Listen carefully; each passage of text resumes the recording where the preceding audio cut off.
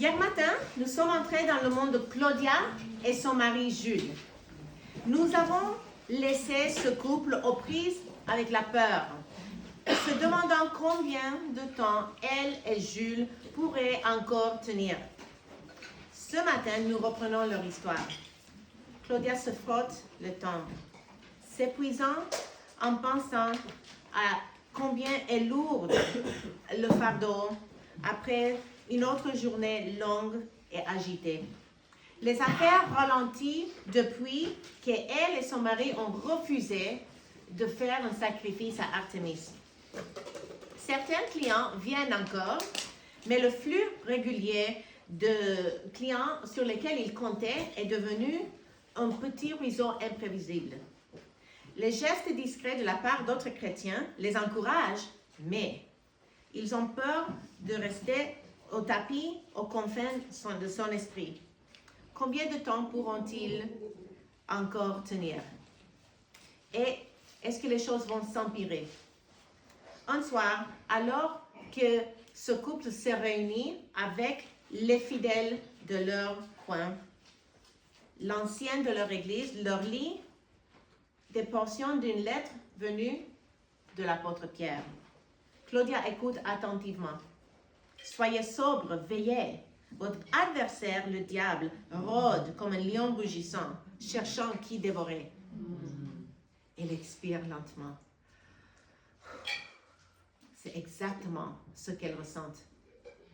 L'ennemi invisible se presse contre eux, menaçant de les déchirer en lambeaux.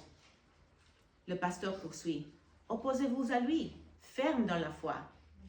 Quand vous aurez souffert un peu de temps, Dieu, le Dieu de toute grâce, qui en Jésus-Christ vous a appelé à sa gloire éternelle, vous formera lui-même, vous affirmera et vous rendra fort et inébranlable. Un peu de temps, dit ce texte. Claudia avale difficilement. Elle a l'impression que sa souffrance ne finira jamais. Mais Pierre lui rappelle qu'elle prendra effectivement fin. La souffrance est réelle, mais elle n'est pas ultime. Et même si l'ennemi rôde, elle n'est pas impuissante. Est-ce que vous avez déjà ressenti ce type de difficulté? Est-ce que vous avez passé par des moments sombres pendant lesquels vous pensiez que votre souffrance n'arrêterait jamais? Chaque jour s'éternisait lorsque vous vous demandiez comment vous alliez vous en sortir. Vous avez peut-être déjà ressenti une opposition de la part de l'ennemi, du monde et de votre propre chair qui vous entourait de toutes parts. Que vous n'étiez pas préparé à affronter cette opposition de l'ennemi. Les premiers destinataires de Pierre comprenaient certainement ce type d'opposition et le lourd fardeau de vivre avec. Et à eux et aux croyants de toutes les époques, l'apôtre propose une solution simple et profonde en 3 volets que nous allons explorer aujourd'hui. La soumission, l'humilité et la foi. Découvrons comment en lisant 1 Pierre 5, versets 7 à 11. Et je lis de la Nouvelle Bible seconde. 1 Pierre 5, 5 à 11.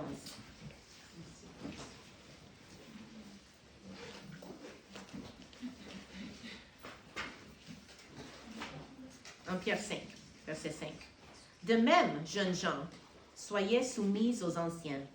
Tous, revêtez-vous de l'humilité dans vos rapports mutuels, car Dieu résiste aux orgueilleux, mais il accorde sa grâce aux humbles. Abaissez-vous donc sous la main puissante de Dieu, pour qu'il vous relève en temps voulu. Déchargez-vous sur lui de toutes vos inquiétudes, car il prend soin de vous.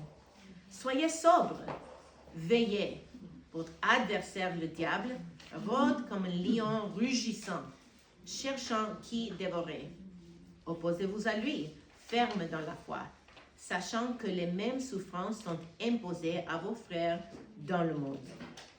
Quand vous aurez souffert un peu de temps, le Dieu de toute grâce, qui en Jésus-Christ vous a appelé à sa gloire éternelle, vous formera lui-même, vous affirmera, vous rendra fort et inébranlable.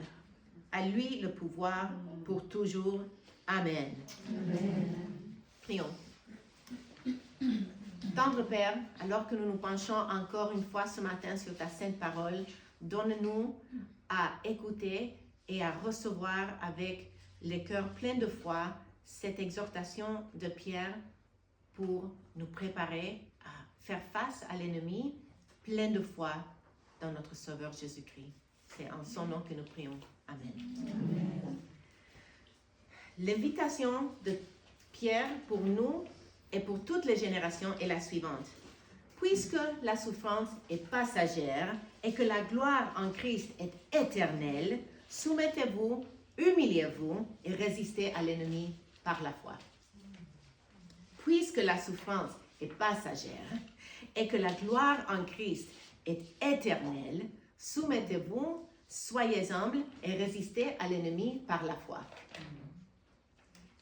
Notre texte peut se diviser en 3 sections. La première, revêtez-vous d'humilité. Revêtez-vous d'humilité. La deuxième, opposez l'ennemi ferme dans la foi. Et troisièmement, tenez bon, la gloire est proche. Avant d'entrer dans la première section, examinons le contexte de notre passage. Notre texte précédent énonce les instructions destinées aux bergers. À la lumière de la venue et de la gloire du souverain berger, Pierre exhorte les sous-bergers à paître le troupeau avec dévouement et non avec domination. Ensuite, il élargit son propos pour parler aux jeunes gens, c'est-à-dire tout le monde sauf les anciens. C'est nous et vous tous, monsieur, madame, tout le monde, à qui il s'adresse. Et cela commence par la première section, revêtez-vous d'humilité, dans les versets 5 à 7. Nous avons beaucoup de choses à décortiquer dans cette section, donc je l'ai divisée dans 3 sous-sections qui sont marquées par 3 impératifs, 3 invitations à l'action. La première, soumettez-vous, dans le verset 5a. Le deuxième, soyez humbles, dans le verset 5b à 6. Et le troisième, déchargez vos fardeaux devant le Seigneur, dans le verset 7. Donc, soumettez-vous, soyez humbles et déchargez vos fardeaux devant le Seigneur. Examinons le premier impératif, le premier appel à l'action. Soumettez-vous. De même, jeunes gens, soyez soumis aux anciens. Le premier devoir de tout chrétien, dans notre texte, est de se soumettre aux anciens. Est-ce qu'il s'agit d'une soumission aveugle? En aucun cas.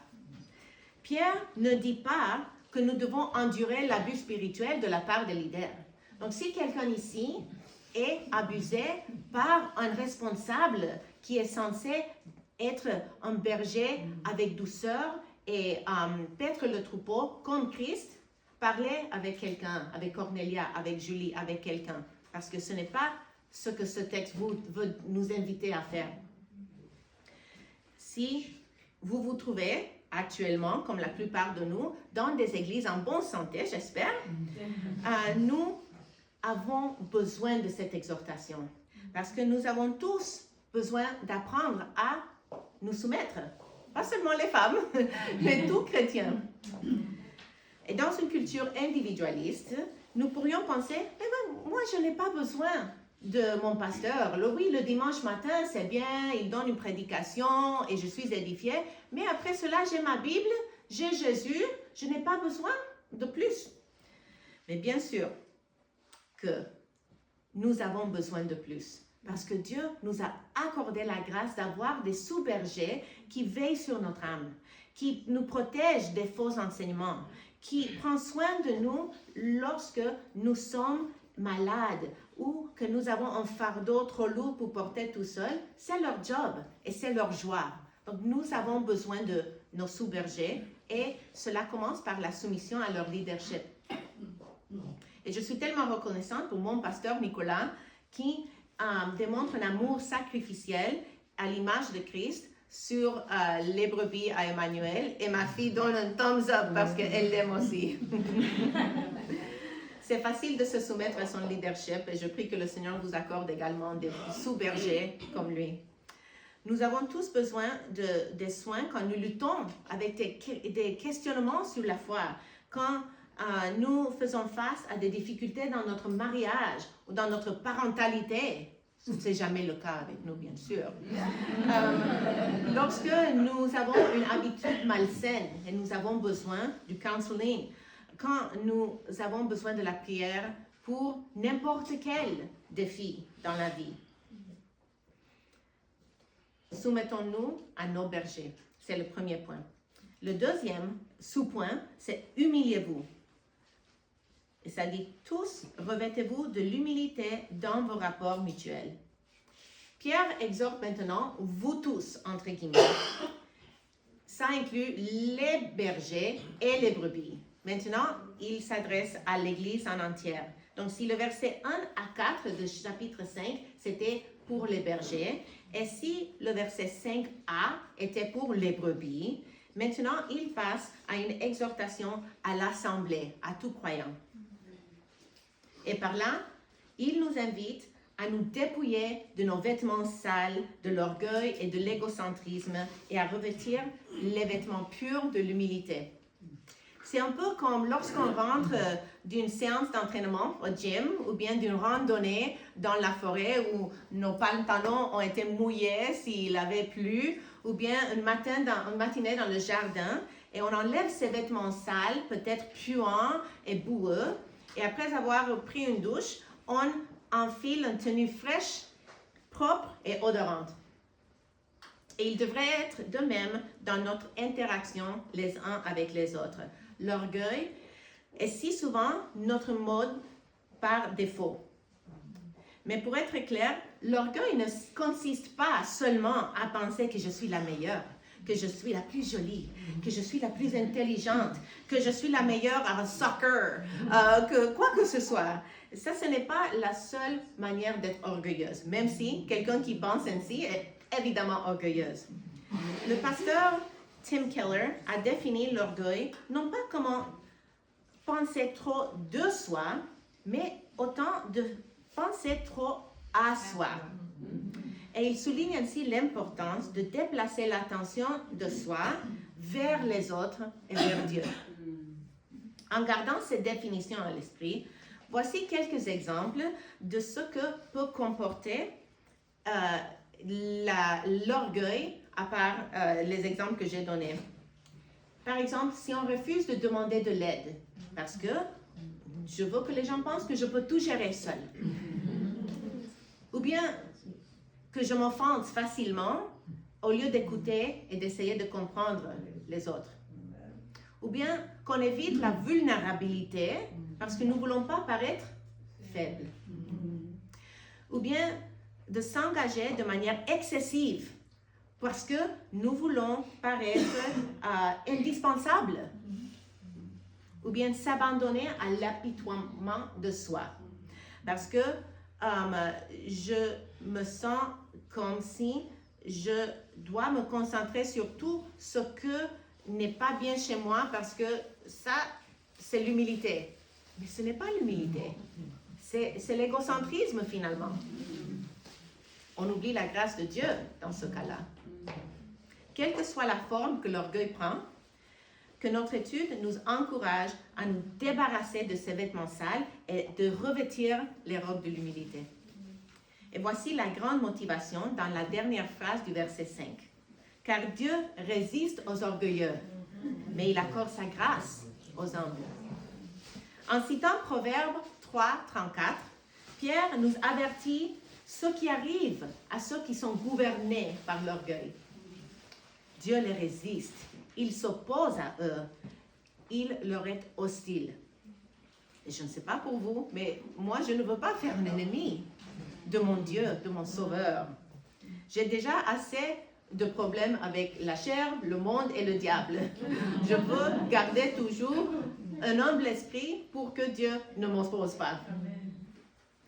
Au contraire, je veux que sa grâce me recouvre comme une couverture chaude récemment sortie de la sécheuse, qui sent bon et qui est toute chaude. Si vous vous demandez comment devenir ce genre de personne humble qui attire la grâce de Dieu, suivons la pensée de Pierre dans le verset 6. Abaissez-vous donc sous la main puissante de Dieu, pour qu'il vous élève en temps voulu. Ici, Pierre souligne l'antidote à l'orgueil, l'humilité. Le fait et il le fait en utilisant l'expression « humiliez-vous sous la main de Dieu ». C'est une expression qui évoque l'attention, la provision et l'amour alliantiel, l'amour de l'alliance de Dieu. Et c'est l'amour que les premiers destinataires ont vécu lors de leur persécution. Et nous voyons cette phrase souvent dans la Pentateuque où elle décrit la façon dont l'Éternel prend soin de son peuple en les délivrant de l'esclavage en Égypte.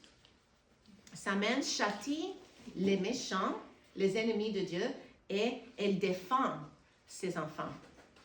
Et sous la plume de Pierre, Dieu promet que ceux qui s'humilient seront élevés en temps voulu. Les épreuves qu'ils traversent peuvent les inciter à se décourager, mais l'apôtre les encourage à persévérer dans leur foi en vue de la fin. Lorsque Christ reviendra, il vous élèvera. Ce terme signifie exalter ou donner une place honorée, une place élevée.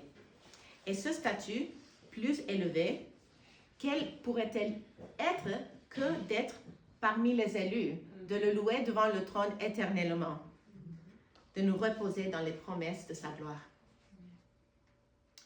Pierre indique clairement que l'humilité est la clé. Mais concrètement, à quoi ressemble cette humble femme que nous voulons devenir? De la même manière que l'orgueil n'est pas ce stéréotype que je viens d'énoncer, l'humilité est souvent décrite d'une manière incomplète. Parce que l'humilité ne consiste pas, par exemple, à rejeter tout compliment en disant « Non, non, non, non, non, je n'ai rien fait. C'est Dieu qui a tout fait. » Non, vous avez travaillé fort. Vous avez bien planifié une retraite. Vous avez bien préparé la musique.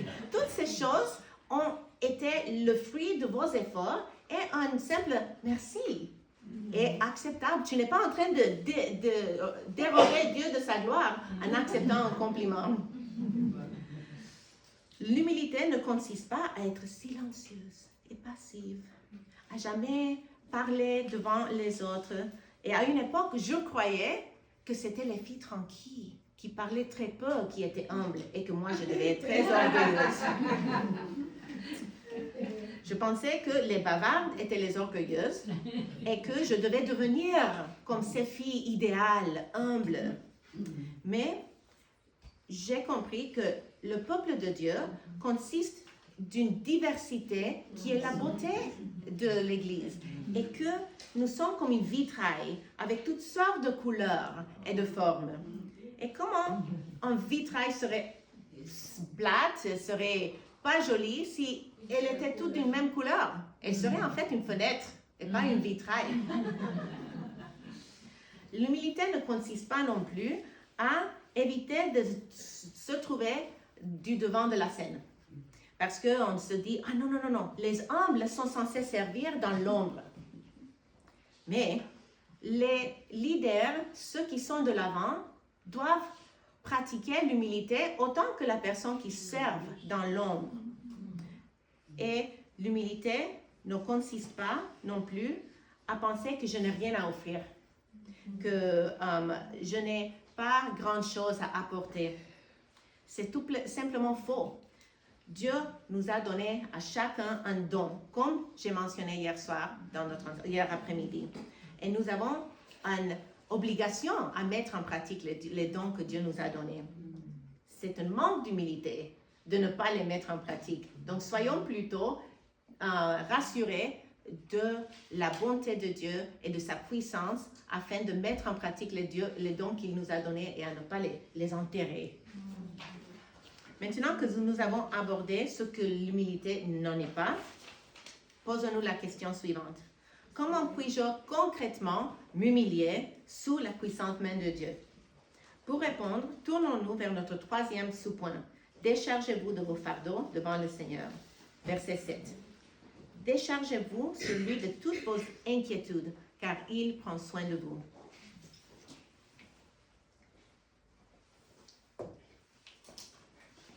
Pierre fait allusion ici à Psaume 55, verset 22, qui dit « Remets ton sort à l'Éternel et il te soutiendra. Il ne laissera jamais chanceler le juste. » L'auteur du psaume, le roi David, avait toutes les raisons de s'inquiéter, car il était poursuivi par plusieurs ennemis à différentes époques et il était entouré de tous bords.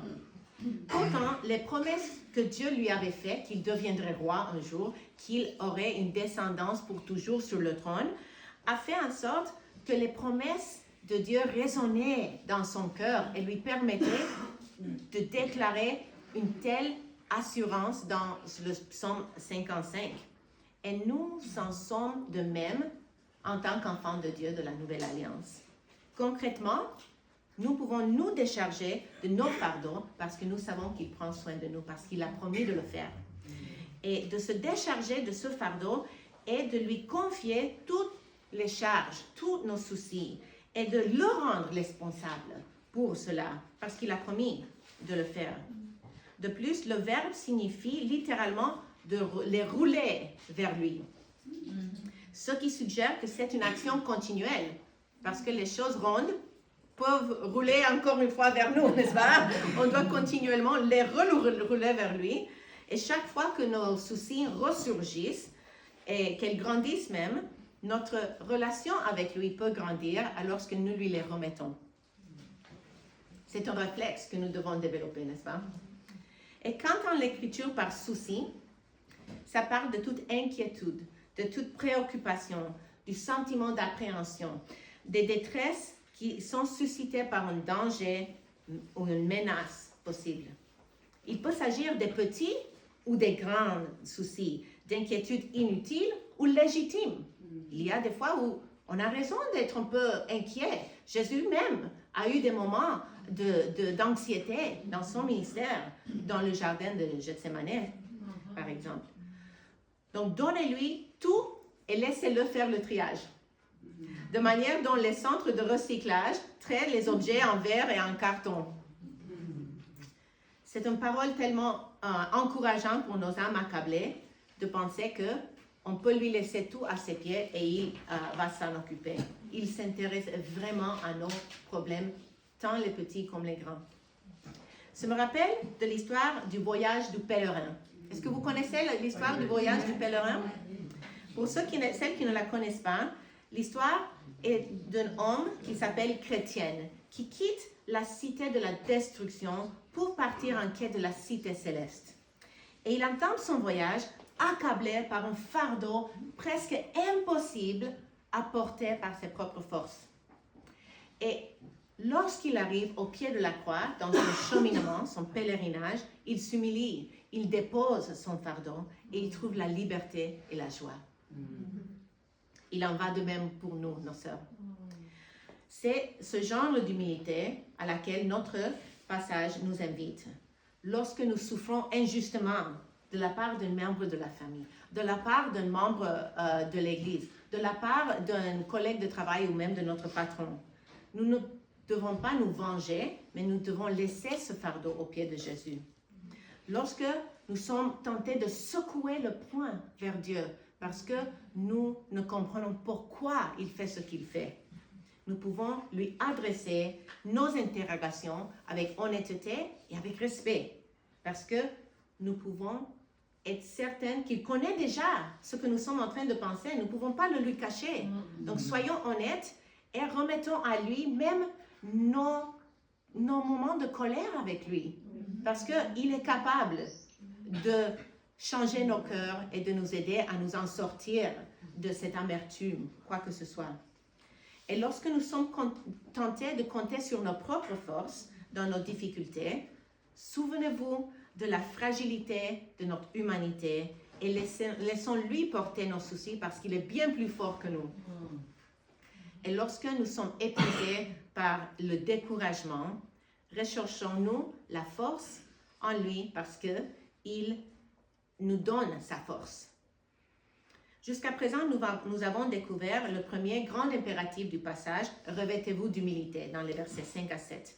Et nous avons appris 3 invitations dans les sous-points de cette section. « Soumettez-vous » dans les versets 5a, « Soyez humbles et déchargez-vous de vos fardeaux devant le Seigneur ». Nous allons passer maintenant à la deuxième grande invitation du passage dans les versets 8 à 9. « Opposez l'ennemi ferme dans la foi » versets 8 à 9.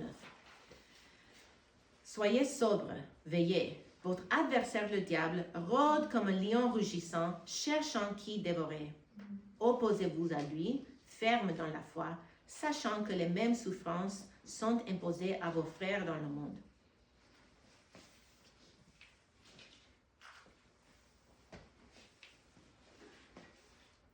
Nous avons déjà appris l'importance de la sobriété dans nos premières 2 études. Et ce commandement d'avoir un esprit calme, à cela, il ajoute l'idée de veiller, l'importance de veiller. Cela signifie être vigilante ou dans un état de préparation, dans une alerte permanente. Et ceci est d'une importance capitale en raison de la nature de notre adversaire. Et que savons-nous du diable? Que croyons-nous? En Occident, le mot diable évoque parfois l'image d'un bonhomme rouge avec des cornes, avec une longue queue et avec une fourche. Il semble ridicule. Et c'est justement ce qu'il veut. Parce que si on le banalise ainsi, on ne va pas le craindre. On ne va pas reconnaître combien il est vrai, il existe et il est notre ennemi. Et dans d'autres cultures, on attribue toutes les épreuves et tout le mal du monde au diable. Et on lui attribue plus de puissance de ce qu'il a réellement. C.S. Lewis résume bien ces 2 pôles. Il dit, il y a 2 erreurs égales et opposées dans lesquelles notre race peut tomber à propos des démons. L'une consiste à ne pas croire en leur existence. L'autre est de croire et de ressentir un intérêt excessif et malsain pour eux. À quelle de ces 2 tendances avez-vous été plus susceptible? Quelle que soit votre tendance, laissez la parole de Dieu éclairer vos esprits afin de savoir comment faire face à l'ennemi. Nous savons qu'il est pire que le plus méchant des intimidateurs que vous aurez pu connaître à l'école. Il est pire que le gangster le plus cruel qui domine sur Port-au-Prince ou sur le Congo rural. Nous savons qu'il est pire que le plus sadique des dictateurs génocidaires. Il est assoiffé de sang et violent. Il inspire tous ces gens que je viens de décrire. Il est leur héros. Et il est comme un lion affamé dont la dernière prise remonte à bien longtemps. J'ai vu des lions en liberté lors des safaris que j'ai fait au Kenya, en Tanzanie et en Afrique du Sud. Et j'ai vu des zèbres déchiquetés après avoir été la victime d'un lion. Ça donne à réfléchir sur la force de notre ennemi. Si vous vous sentez un peu bousculé par cette description que je viens de donner du diable, c'est une bonne chose. Passons pas trop rapidement sur les vérités de la nature de notre ennemi, parce que nous devrions y réfléchir. Mais voici la bonne nouvelle. Oui, Pierre compare notre ennemi à un lion féroce, mais celui qui se tient entre nous et l'adversaire est le lion des lions, le lion de Juda. La Bible le décrit ainsi la première fois en Genèse 49, versets 9 à 10. À l'approche de la mort de Jacob, il invite ses 12 fils auprès de son lit pour leur prononcer une bénédiction. Il prédit un royaume, un chef royal qui naîtra de la descendance de son fils Juda. Et il le décrit comme un lion plein d'autorité et de force. Et nous trouvons l'accomplissement ultime de ces paroles en Apocalypse 5, où une scène glorieuse se déroule. 4 êtres vivants entourent le trône, ainsi que les 24 anciens, qui se prosternent devant le trône de Dieu. Le roi, assis sur le trône, tient dans sa main un rouleau. Et personne au ciel et sur la terre est digne d'ouvrir ce rouleau. Jean commence à pleurer amèrement jusqu'à ce qu'un des anciens le réconforte par les paroles que nous lisons en Apocalypse 5, verset 5. Ne pleure pas. Voici le lion de la tribu de Juda, le rejeton de David, a vaincu pour ouvrir le livre et ses 7 sceaux. Notre roi Jésus-Christ est digne d'ouvrir le rouleau parce qu'il a vaincu le diable par sa mort, sa résurrection et son ascension à la droite du Père. Et c'est pourquoi il a pu faire en sorte que il a pu faire ce que personne au ciel et sur la terre pouvait faire. Lui seul est digne. Alléluia. Amen. C'est lui qui tient la place entre le diable et nous. Et c'est pourquoi, comparé au lion de Juda, notre ennemi ressemble plutôt à un chat des rues tout crotté. Au verset 9, Pierre nous exhorte donc, opposez-vous à lui, ferme dans la foi. Comment pouvons-nous nous opposer à l'ennemi? Pierre nous donne une réponse toute courte, ferme dans la foi. Paul développe cette pensée un peu plus dans Éphésiens 6. Commençons au verset 10 d'Éphésiens 6. Paul écrit « Au reste, fortifiez-vous dans le Seigneur et par sa force toute puissante. Revêtez-vous de toutes les armes de Dieu afin de pouvoir tenir ferme contre les ruses du diable. Car nous n'avons pas à lutter contre la chair et le sang, mais contre les dominations, contre les autorités, contre les princes de ce monde de ténèbres, contre les esprits méchants dans les lieux célestes. C'est pourquoi prenez toutes les armes de Dieu afin de pouvoir résister dans le mauvais jour et tenir ferme après avoir tout surmonté. Tenez donc ferme, ayez à vos reins la vérité pour ceinture. Revêtez la cuirasse de la justice. Mettez pour chaussure à vos pieds le zèle qui donne l'évangile de la paix. Prenez par-dessus tout cela le bouclier de la foi, avec laquelle vous pourrez éteindre tous les traits enflammés du malin.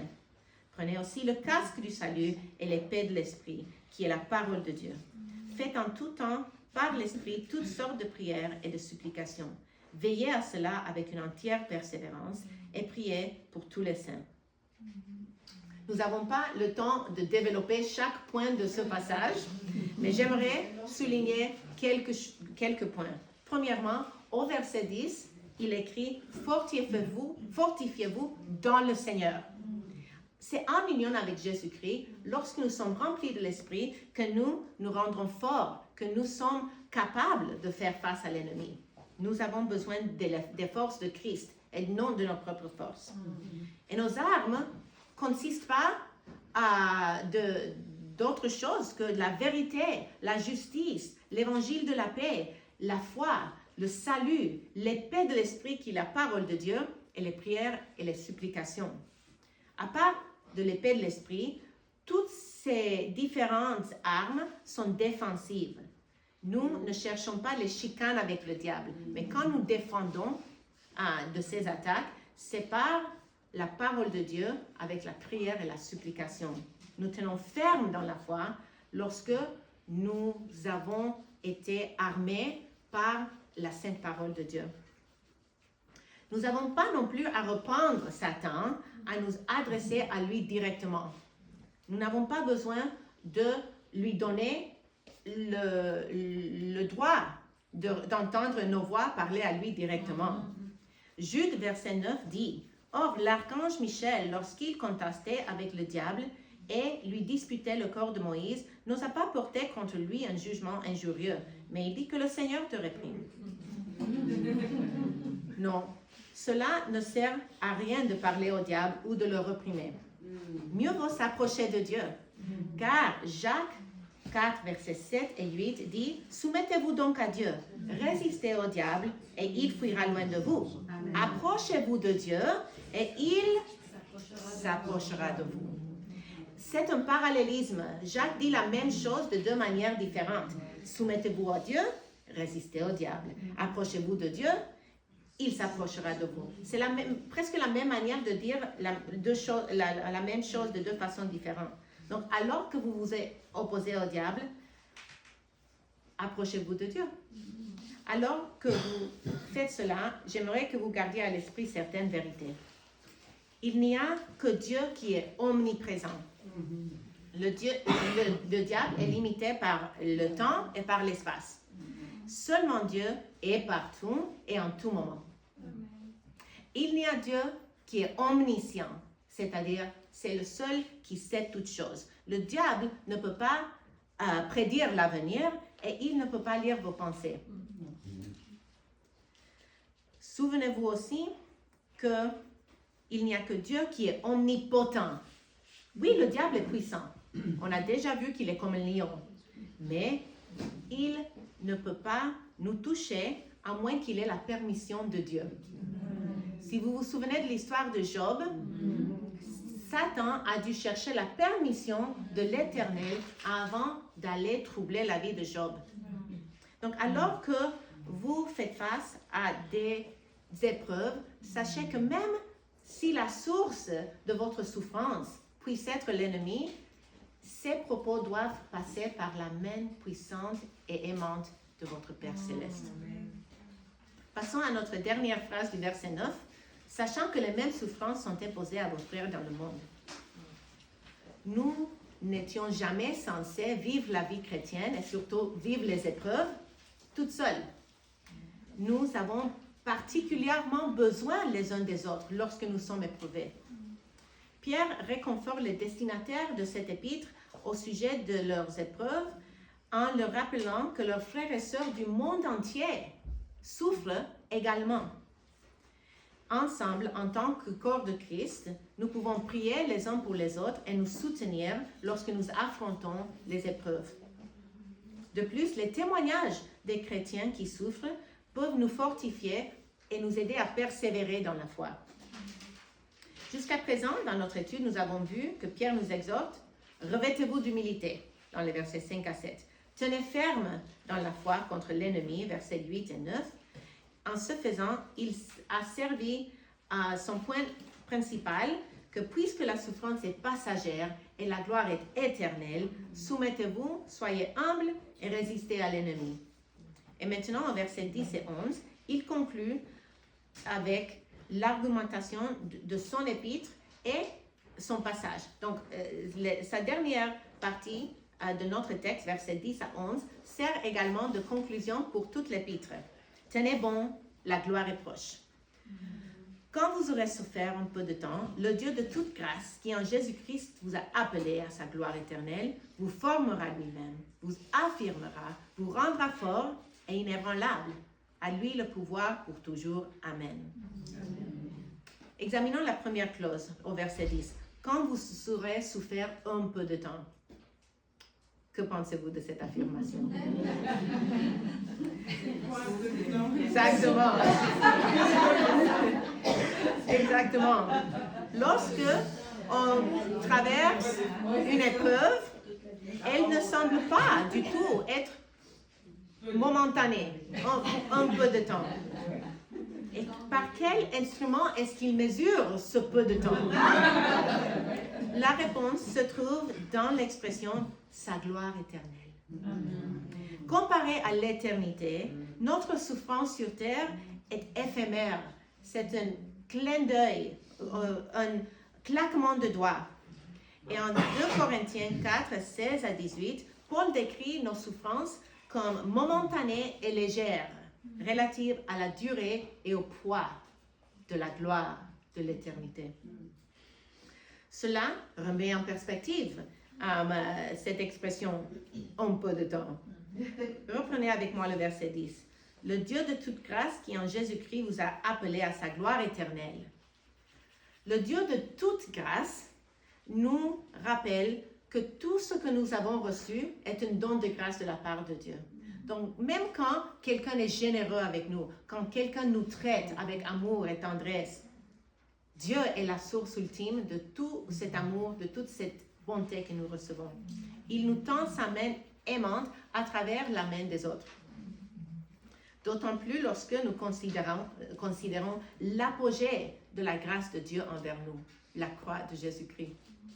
Il nous a appelés à sa gloire éternelle, il nous a choisis, il nous a adoptés, il nous a pardonnés, et comme j'ai mentionné hier, il nous a justifiés et il est en train de nous sanctifier.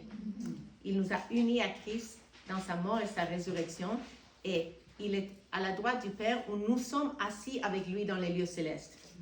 Ce sont là des réalités passées et présentes. Et en plus de tout cela, Pierre regarde vers l'avenir, vers ce qui nous attend encore dans l'éternité. Ce même Dieu vous formera lui-même, vous affirmera, vous rendra fort et inébranlable. Ces 4 termes sont presque synonymes. Selon les commentateurs, Pierre les utilise pour appuyer l'un sur l'autre dans une sorte de crescendo de tout ce que Dieu accomplira pour nous en Christ, une fois que nos souffrances seront à leur terme. Et ce n'est pas nécessaire de distinguer chaque mot parce qu'elle exprime une insistance de la part de Pierre sur la fermeté de cette assurance que nous avons de ce que Christ fera pour nous. À savoir que le même Sauveur qui nous a appelés à lui et qui a fait tout ce que je viens de dénommer, nous fortifiera pour que nous persévérions jusqu'à la fin. Et lorsque notre foi sera rendue vue, toutes les souffrances que nous aurons pu avoir seront un lointain souvenir. Est-ce que vous avez entendu parler de Marie Durand? Quelques-uns. Elle était une huguenote française née à l'époque où le protestantisme était illégal en France. Et à l'âge de 19 ans, elle a été arrêtée pour le simple fait d'être la sœur d'un pasteur protestant. Elle a été emprisonnée dans la tour de Constance à Aigues-Mortes. Et elle a reçu l'option de dire un mot, un simple mot, et elle serait libérée. Et le mot était « abjure ». Elle a refusé. Elle est restée emprisonnée pendant 38 ans. Elle et d'autres sœurs huguenotes ont souffert dans cet emprisonnement et elle est devenue un leader parmi ces femmes. Elle les a soutenues à travers leurs épreuves.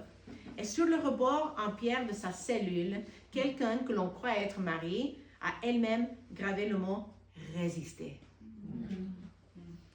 Elle fut finalement libérée en 1768. Elle vécut le reste de sa vie en obscurité. Mais sa persévérance est devenue un symbole de la résistance et de la foi inébranlable pour les chrétiens en France et partout dans le monde. Pouvez-vous imaginer ce que serait de souffrir dans une prison comme l'a fait Marie Durand? C'est peu probable que cela se produise au Canada dans notre génération. Mais nous savons que des chrétiennes souffrent ainsi en Chine, en Corée du Nord, en Afghanistan, en Irak, en Inde et en plein d'autres pays du monde. Et le même Sauveur qui a soutenu Marie Durand à travers son épreuve, le même Sauveur qui a soutenu les chrétiens primitifs de l'époque de Pierre, le même Sauveur nous fortifiera et nous soutiendra. Cherchons en lui le courage pour annoncer la bonne nouvelle tant que nous ayons la liberté de le faire. Prions pour qu'il nous donne la sagesse pour le faire avec douceur et respect pour nos interlocuteurs. En effet, l'Évangile est censé offenser les autres parce qu'il appelle les pécheurs à s'humilier, à se repentir et à faire demi-tour pour mettre leur confiance en Jésus-Christ. Mais n'ajoutons pas à l'offense de l'Évangile par notre ignorance et par notre intolérance envers un monde déchu qui est adonné à leur péché. Pierre dit, avant notre passage en verset 15 de chapitre 3, mais sanctifiez dans vos cœurs Christ le Seigneur, étant toujours prêt à vous défendre avec douceur et respect devant quiconque vous demande raison de l'espérance qui est en vous. Donc, nous qui sommes libres dans un pays où, à date, nous pouvons annoncer l'Évangile, c'est ça notre job, de le faire avec douceur et amour pour les perdus qui nous entourent. Pierre conclut son passage avec une brève doxologie, ou hymne de louange. À lui le pouvoir pour toujours. Amen. Dans notre étude précédente, en 1 Pierre 4, il a aussi terminé cette section avec une doxologie louant le Seigneur Jésus-Christ. Et notre étude termine aujourd'hui par une autre louange du Dieu le Père Tout-Puissant. Et même si nos souffrances sont grandes, notre Dieu est plus grand. Et même si le diable menace de nous dévorer comme un lion vorace, notre Dieu est assis sur le trône, les pieds levés. Tout pouvoir lui appartient. Lorsque nous nous humilions, lorsque nous restons fermes dans la foi face à l'ennemi, et lorsque nous attendons avec impatience son retour. Nous pouvons vivre sans peur et avec espoir au milieu de nos souffrances. N'est-ce pas une bonne nouvelle? Amen. Alors que notre temps touche à sa fin, passons en revue ce que l'apôtre nous a enseigné à travers 1 Pierre 5, 5 à 11.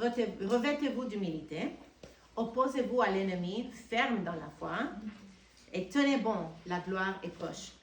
Ce faisant, il a avancé son message principal du passage. Puisque la souffrance est passagère et que la gloire est éternelle, soumettez-vous, soyez humbles et résistez à l'ennemi par la foi.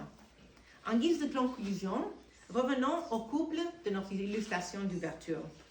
Des semaines après avoir entendu cette lecture de l'épître de Pierre, Claudia et Jules sont toujours confrontés à l'incertitude, mais ils l'affrontent différemment.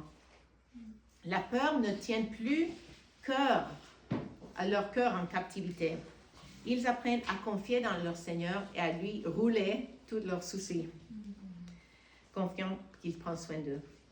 Et bien que l'ennemi rôde toujours, ils tiennent bon en résistant non par leur propre force, mais dans l'espérance inébranlable de notre foi en Jésus-Christ.